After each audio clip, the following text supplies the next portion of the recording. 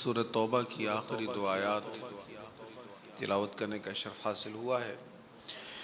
ارشاد ہے، بے شک تمہارے پاس تم ہی میں سے ایک عظیم رسول آ گئے ہیں، تمہارا مشقت میں پڑھنا ان پر بہت مشاق ہے، تمہاری فلاح پر وہ بہت حریص ہیں، مومنوں پر بہت شفیق نہایت مہربان ہیں۔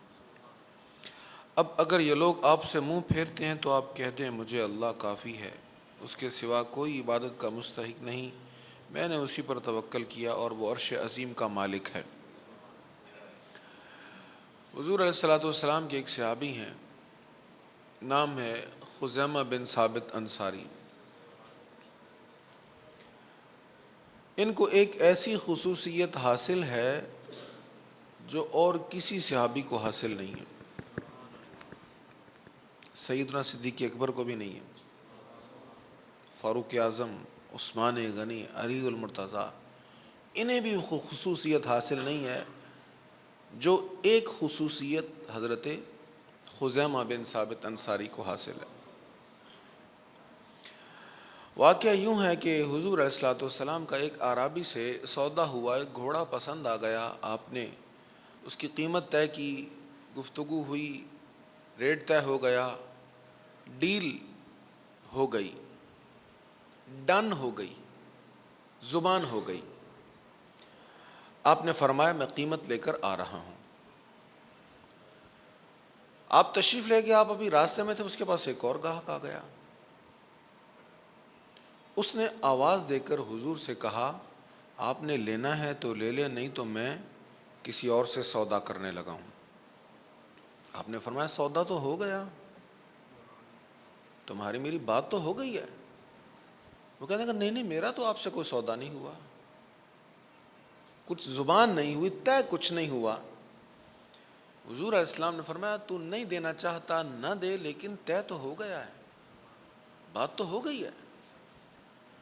وہ کہنے لگا نہیں ہماری کوئی بات نہیں ہوئی، آپ سے کوئی سودا نہیں ہوا میرا۔ اچھا اگر ہوا ہے تو کوئی گواہ لائیں۔ اب اتفاق کی بات ہے جب حضور علیہ السلام کی بات ہو رہی تھی اس وقت کوئی اور نہیں تھا وہاں پر جو گواہی دے۔ اسی دوران حضرت خزیمہ بن ثابت وہاں سے گزرتے ہیں تو پوچھا کیا معاملہ ہوا، بات پتہ چلی تو عرض کرنے لگے یا رسول اللہ اس بات کی تو میں بھی گواہی دیتا ہوں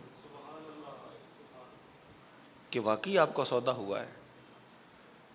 اس اعرابی سے کہنے لگے تو جھوٹا ہے، تو جھوٹ بول رہا ہے، واقعی سودا ہوا ہے، میرے مصطفیٰ کریم سچ فرما رہے ہیں۔ اب یہاں تک بات مکمل ہو گئی۔ سرکار کریم علیہ الصلوۃ والتسلیم نے بعد میں کہا خزیمہ تو تھا ہی نہیں، تو نے گواہی کیسے دے دی، تو نے میری تصدیق کیسے کر دی، تجھے تو پتہ ہی نہیں ہے۔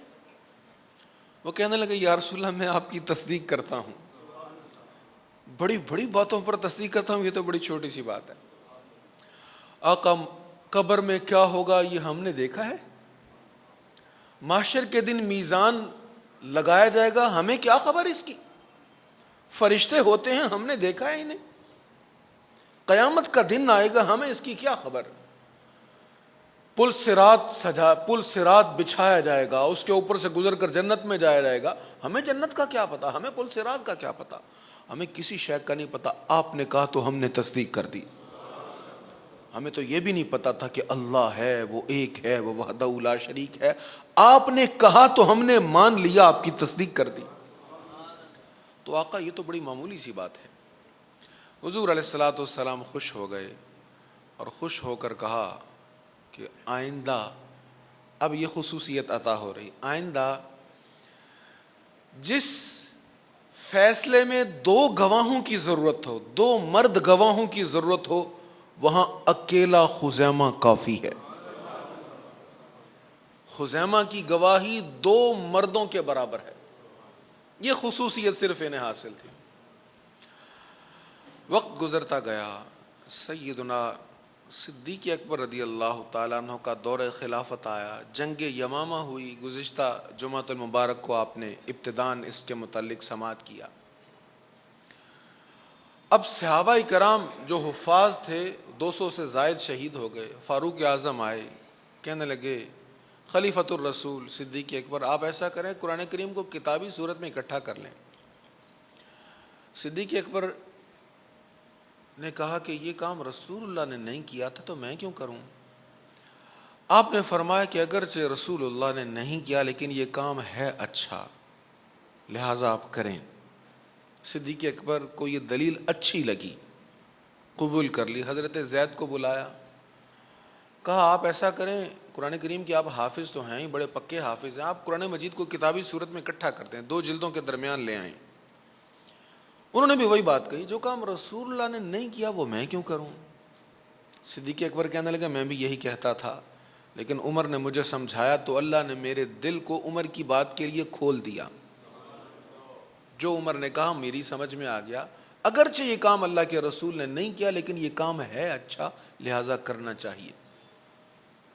اس گفتگو سے ہمیں بدعت کی ڈیفینیشن کا پتہ چلتا ہے کہ بدعت کی یہ تعریف نہیں ہے کہ جو کام رسول اللہ نے نہیں کیا وہ ہم نہیں کر سکتے, یا جو کام آپ نے نہیں کیا وہ بدعت ہے. یہ بدعت نہیں ہے. بہرحال سیدنا زید رضی اللہ تعالیٰ نے قرآن کریم لکھنا شروع کر دیا. ضابطہ بنا دیا گیا. ضابطہ یہ بنایا گیا کہ اگرچہ حضرت زید کو پورا قرآن مجید یاد ہے لیکن پھر بھی ہر آیت لکھنے سے پہلے کم از کم 2 صحابہ سے گواہی لی جائے گی.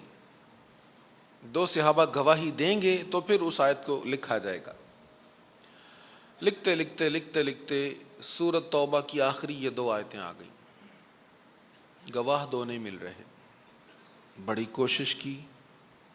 حضرت زید کہنے لگے کہ گواہ ایک ہی مل رہا ہے, مجھے پتہ ہے یہ قرآن کریم کا حصہ ہے, لیکن آپ نے جو ضابطہ بنایا ہے وہ ضابطہ یہاں توڑنا پڑے گا یا پھر ہم ان 2 آیتوں کو لکھ نہیں پائیں گے.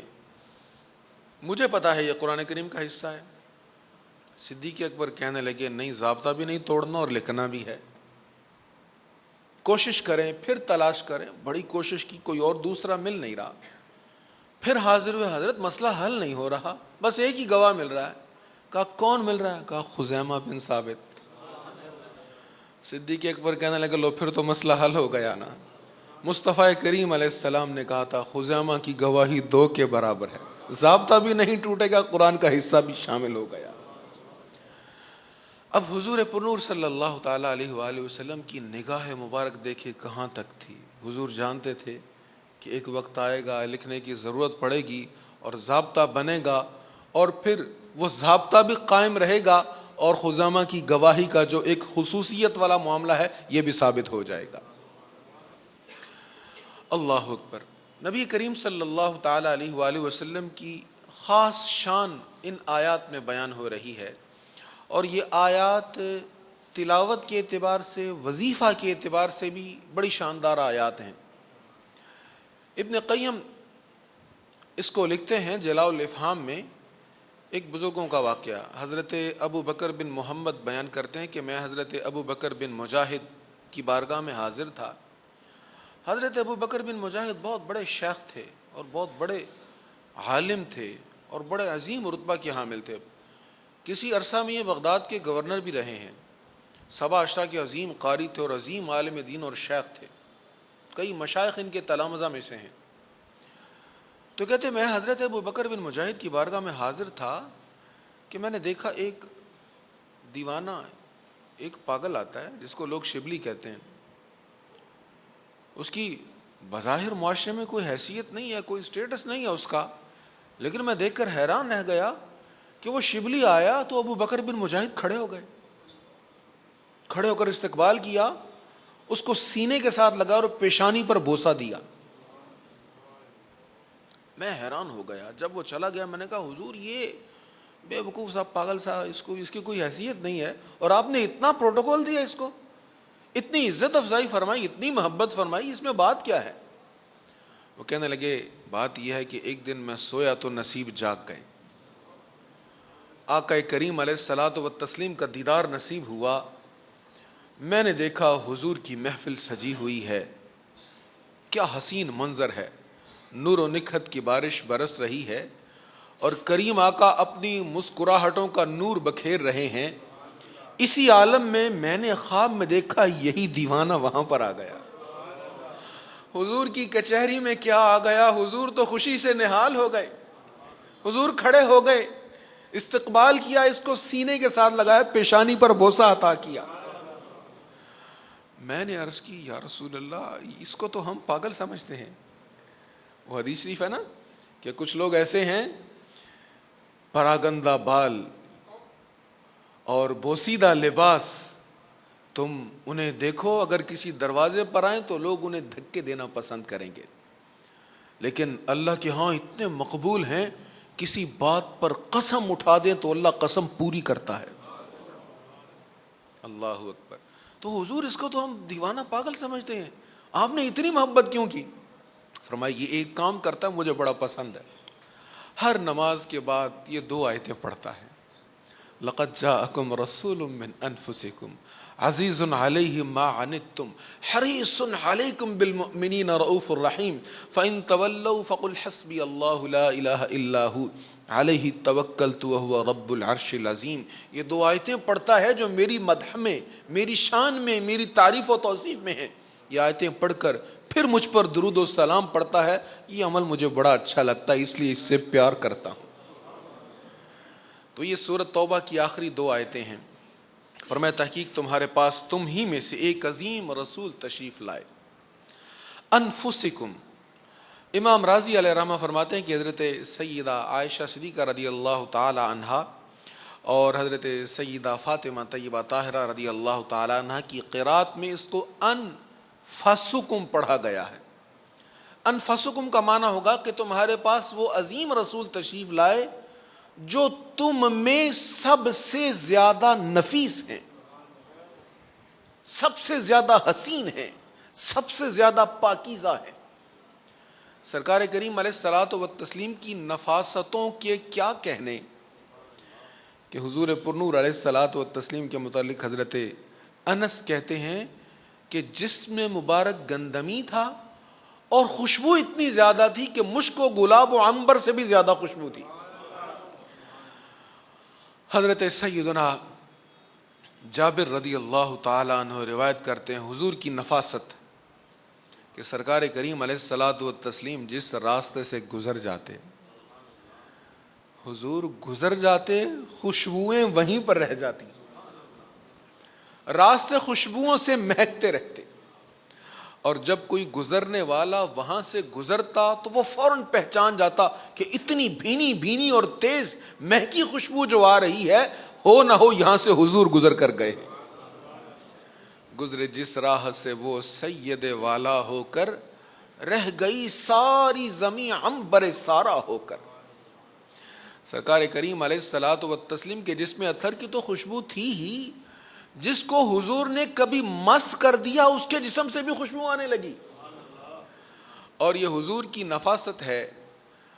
ہم نہا کر خوشبو والے صابن استعمال کر کے, خوشبو والے باڈی شاور استعمال کر کے, پرفیوم لگا کر بھی تھوڑی دیر کے بعد خود سے اسمیل محسوس کرنے لگتے ہیں. اپنے پسینے کی بدبو ہمیں بیزار کرتی, ہماری قوت شامہ کو ہماری ہی بدبو برداشت نہیں ہوتی. اور سرکار کریم علیہ الصلوۃ والتسلیم کی نفاست, صحابی حاضر ہوئے, حضور بیٹی کی شادی, خوشبو چاہیے. کریم آقا صلی اللہ تعالی علیہ وآلہ وسلم بازو اوپر کرتے ہیں اور ایک لکڑی کے ساتھ اپنا پسینہ کھینچ کر اتارتے ہیں اور بوتل میں ڈالتے ہیں, کھلے منہ والے برتن میں ڈالتے ہیں, پسینہ اس کو عطا کر دیتے ہیں. صحابی یہ نہیں کہتے میں نے خوشبو مانگی تھی آپ نے پسینہ دے دیا, محبت سے لے گئے. وہ پسینہ حضور کے جسم کو, حضور علیہ السلام کا پسینہ اپنی بیٹی یعنی دلہن کے جسم کو لگایا, اس کے جسم سے اتنی خوشبو مہکی کہ وہ پورا گھر مدینہ طیبہ میں خوشبوؤں والا گھر مشہور ہو گیا. شیخ محقق شیخ عبدالحق محدث دہلوی نے ایک بڑی عاشقانہ انداز میں کتاب لکھی ہے, جذب القلوب الی دیار محبوب, دلوں کا کھنچنا محبوب کے شہر کی طرف. تو محبوب کریم علیہ الصلوۃ والتسلیم کے شہر کے ناموں کا ذکر کیا ہے کہ حضور کے شہر کے ناموں کی وجہ کیا ہے. تو طابہ, طیبہ اور طیبہ ان اسماء پر بحث کرتے ہوئے کہا ہے کہ حضور علیہ السلام کے شہر کریم سے آج بھی خوشبو مہک رہی ہے. آج بھی خوشبو مہکتی ہے، آج بھی وہاں کے کوچہ و بازار سے خوشبو مصطفیٰ آتی ہے۔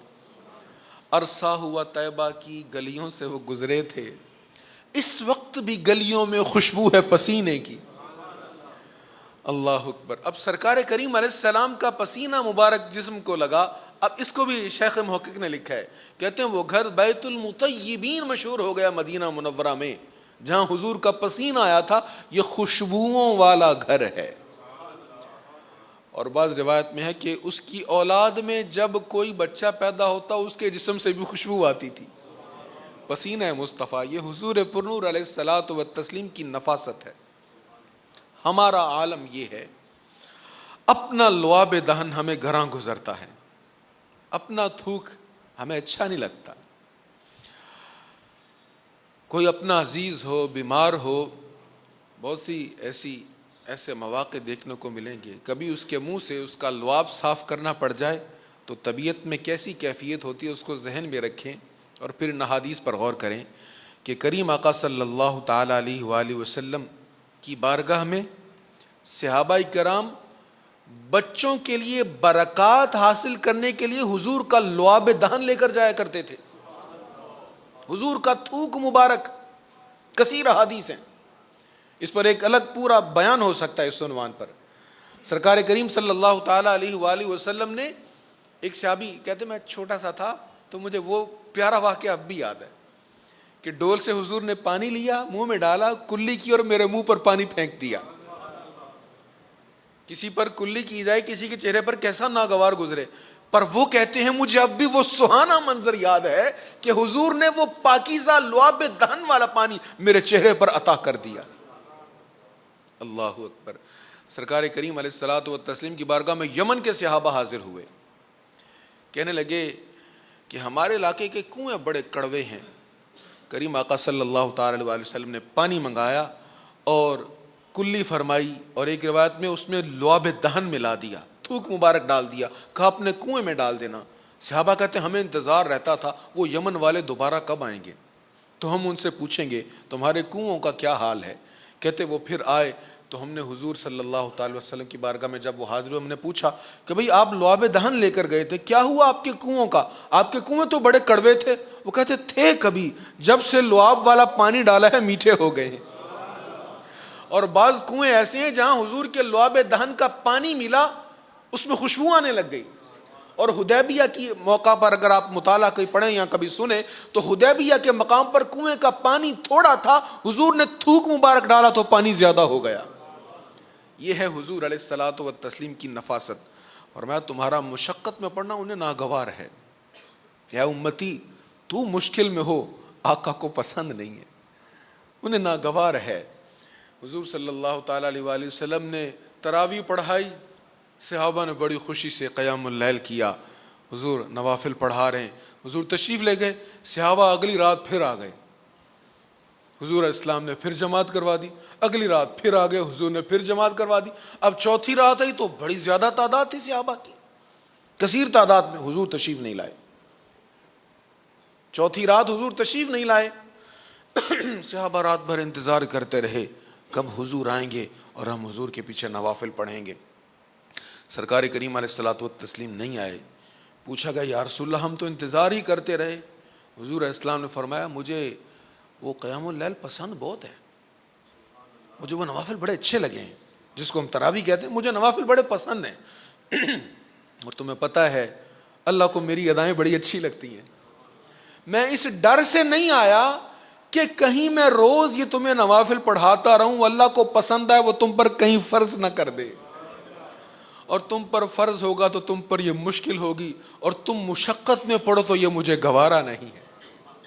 تمہارا مشقت میں پڑھنا انہیں گوارا نہیں ہے۔ ایسے شفیق اور مہربان ہیں کریم آقا۔ آپ فرما رہے ہیں کہ حج فرض ہے، جس کے پاس استطاعت ہے، جو جا سکتا اس پر حج فرض ہے۔ ایک بھولے بھالے صحابی بیٹھے تھے، یا رسول اللہ ہر سال ہی فرض ہے، ہر سال کرنے جایا کریں ہم۔ حضور خاموش رہے، پھر پوچھا ہر سال ہی جایا کریں گے؟ سرکار کریم خاموش رہے، کچھ نہیں فرمایا۔ بعد میں حضور علیہ السلام نے فرمایا جب تم کہہ رہے تھے نا ہر سال، میں اگر کہہ دیتا نا ہاں تو ہو جاتا، میں اگر کہہ دیتا ہاں تو ہر سال فرض ہو جاتا، لیکن میں نے نہیں کہا کہ کہیں تم مشقت میں نہ پڑ جاؤ۔ تمہارا مشقت میں پڑنا انہیں گوارا نہیں، انہیں پسند نہیں، وہ تمہاری بھلائی چاہنے والے ہیں، دنیا اور آخرت میں تمہاری بھلائی کے حریص ہیں۔ اسی لیے کریم آقا صلی اللہ تعالیٰ علیہ وآلہ وسلم نے فرمایا سب انبیاء کو اللہ نے ایک خاص دعا عطا فرمائی کہ دعا مانگے جو مانگیں گے قبول ہوگا۔ ویسے تو انبیاء کی دعائیں قبول ہوتی ہی ہیں، اللہ اپنے عام بندوں کی بھی، مومنوں کی بھی دعائیں قبول کر لیتا ہے۔ ہم سے غلطیاں کوتاہیاں ہو جاتی ہیں جس کی وجہ سے دعا قبول نہیں ہوتی، یا کبھی ہمیں مانگنے کا ڈھنگ اور سلیقہ نہیں آتا، یا کبھی دعا کسی اور ڈھب سے قبول ہو جاتی ہے، ہم سمجھتے ہیں کہ قبول نہیں ہوئی۔ تو حضور علیہ الصلوۃ والسلام نے فرمایا ہر نبی کو اللہ نے خاص دعا عطا فرمائی کہ وہ جو دعا مانگیں گے وہ قبول ہوگی۔ سب نبیوں نے دعائیں مانگ لی، میں نے اس کو محفوظ رکھا ہوا ہے، میں نے اس کو محفوظ رکھا ہوا ہے، اس لیے کہ قیامت کا دن بڑا سخت دن ہے۔ مجھے پتا ہے تم مشکل میں ہوگے، تم تکلیف میں ہوگے، تو اس دن کے لیے میں نے اپنی دعا سنبھال کے رکھی ہے۔ جب تم مشکل میں ہوگے نا، میں رب سے دعا مانگوں گا، کہوں گا مولا پار لگا دے، مولا ان کی بخشش فرما دے۔ فرمایا میری شفاعت گناہ کبیرہ کرنے والوں کے لیے ہے، گناہ کبیرہ کرنے والوں کے لیے۔ آپ حضور کی بارگاہ میں حاضر ہو نا، باب السلام سے جب اندر جائیں جالیوں کی طرف حاضری کے لیے، تو سارے ہی مناظر وہاں پر دل ربا ہیں، لیکن اگر آپ چلتے چلتے بائیں طرف دیکھیں تو وہاں پر یہ حدیث لکھی ہوئی نظر آئے گی۔ حضور کا روضہ سامنے ہے اور قریب ہی وہ حدیث آپ پڑھیں گے، عجیب کیفیت بن جائے گی۔ حضور فرما رہے ہیں میری شفاعت گناہ کبیرہ کرنے والوں کے لیے، لِأَهْلِ الْكَبَائِرِ، کبیرہ بڑے بڑے گناہ کرنے والوں کے لیے۔ تو فرمایا تمہارا مشقت میں پڑنا انہیں گوارا نہیں ہے، وہ تم پر بڑے مہربان ہیں، بڑی محبت فرمانے والے ہیں۔ اس لیے فرمایا قیامت کے دن گناہ کبیرہ کرنے والے جو ہوں گے میں ان کی شفاعت کروں گا۔ اور بریلی کے تاجدار نے کہا کیا ہی ذوق افزا شفاعت ہے تمہاری، واہ واہ، کیا ہی ذوق افزا شفاعت ہے تمہاری، واہ واہ۔ قرض لیتی ہے گناہ پرہیزگاری، واہ واہ، اور پیش حق مژدہ شفاعت کا سناتے جائیں گے، آپ روتے جائیں گے ہم کو ہنساتے جائیں گے۔ وسعتیں دی ہیں خدا نے دامن محبوب کو، جرم کھلتے جائیں گے اور وہ چھپاتے جائیں گے۔ اللہ تعالیٰ ہمیں حضور کی محبت نصیب فرمائے۔ اذان اول پوچھا گیا یا رسول اللہ ہم تو انتظار ہی کرتے رہے۔ حضور علیہ السلام نے فرمایا مجھے وہ قیام اللیل پسند بہت ہے، مجھے وہ نوافل بڑے اچھے لگے ہیں، جس کو ہم تراویح کہتے ہیں، مجھے نوافل بڑے پسند ہیں۔ اور تمہیں پتہ ہے اللہ کو میری ادائیں بڑی اچھی لگتی ہیں، میں اس ڈر سے نہیں آیا کہ کہیں میں روز یہ تمہیں نوافل پڑھاتا رہوں، اللہ کو پسند آئے وہ تم پر کہیں فرض نہ کر دے، اور تم پر فرض ہوگا تو تم پر یہ مشکل ہوگی، اور تم مشقت میں پڑھو تو یہ مجھے گوارا نہیں ہے۔ تمہارا مشقت میں پڑھنا انہیں گوارا نہیں ہے۔ ایسے شفیق اور مہربان ہیں کریم آقا۔ آپ فرما رہے ہیں کہ حج فرض ہے جس کے پاس استطاعت ہے، جو جا سکتا اس پر حج فرض ہے۔ ایک بھولے بھالے صحابی بیٹھے تھے، یا رسول اللہ ہر سال ہی فرض ہے، ہر سال کرنے جایا کریں ہم۔ حضور خاموش رہے، پھر پوچھا ہر سال ہی جایا کریں گے؟ سرکار کریم خاموش رہے، کچھ نہیں فرمایا۔ بعد میں حضور علیہ السلام نے فرمایا جب تم کہہ رہے تھے نا ہر سال، میں اگر کہہ دیتا نا ہاں تو ہو جاتا، میں اگر کہہ دیتا ہاں تو ہر سال فرض ہو جاتا، لیکن میں نے نہیں کہا کہ کہیں تم مشقت میں نہ پڑ جاؤ۔ تمہارا مشقت میں پڑنا انہیں گوارا نہیں، انہیں پسند نہیں، وہ تمہاری بھلائی چاہنے والے ہیں، دنیا اور آخرت میں تمہاری بھلائی کے حریص ہیں۔ اسی لیے کریم آقا صلی اللہ تعالیٰ علیہ وآلہ وسلم نے فرمایا سب انبیاء کو اللہ نے ایک خاص دعا عطا فرمائی کہ دعا مانگے جو مانگیں گے قبول ہوگا۔ ویسے تو انبیاء کی دعائیں قبول ہوتی ہی ہیں، اللہ اپنے عام بندوں کی بھی، مومنوں کی بھی دعائیں قبول کر لیتا ہے۔ ہم سے غلطیاں کوتاہیاں ہو جاتی ہیں جس کی وجہ سے دعا قبول نہیں ہوتی، یا کبھی ہمیں مانگنے کا ڈھنگ اور سلیقہ نہیں آتا، یا کبھی دعا کسی اور ڈھب سے قبول ہو جاتی ہے، ہم سمجھتے ہیں کہ قبول نہیں ہوئی۔ تو حضور علیہ الصلوۃ والسلام نے فرمایا ہر نبی کو اللہ نے خاص دعا عطا فرمائی کہ وہ جو دعا مانگیں گے وہ قبول ہوگی۔ سب نبیوں نے دعائیں مانگ لی، میں نے اس کو محفوظ رکھا ہوا ہے، میں نے اس کو محفوظ رکھا ہوا ہے، اس لیے کہ قیامت کا دن بڑا سخت دن ہے۔ مجھے پتا ہے تم مشکل میں ہوگے، تم تکلیف میں ہوگے، تو اس دن کے لیے میں نے اپنی دعا سنبھال کے رکھی ہے، جب تم مشکل میں ہوگے نا میں رب سے دعا مانگوں گا، کہوں گا مولا پار لگا دے، مولا ان کی بخشش فرما دے۔ فرمایا میری شفاعت گناہ کبیرہ کرنے والوں کے لیے ہے، گناہ کبیرہ کرنے والوں کے لیے۔ آپ حضور کی بارگاہ میں حاضر ہو نا، باب السلام سے جب اندر جائیں جالیوں کی طرف حاضری کے لیے، تو سارے ہی مناظر وہاں پر دل ربا ہیں، لیکن اگر آپ چلتے چلتے بائیں طرف دیکھیں تو وہاں پر یہ حدیث لکھی ہوئی نظر آئے گی۔ حضور کا روضہ سامنے ہے اور قریب ہی وہ حدیث آپ پڑھیں گے، عجیب کیفیت بن جائے گی۔ حضور فرما رہے ہیں میری شفاعت گناہ کبیرہ کرنے والوں کے لیے، لِأَهْلِ الْكَبَائِرِ، کبیرہ بڑے بڑے گناہ کرنے والوں کے لیے۔ تو فرمایا تمہارا مشقت میں پڑنا انہیں گوارا نہیں ہے، وہ تم پر بڑے مہربان ہیں، بڑی محبت فرمانے والے ہیں، اس لیے فرمایا قیامت کے دن گناہ کبیرہ کرنے والے جو ہوں گے میں ان کی شفاعت کروں گا۔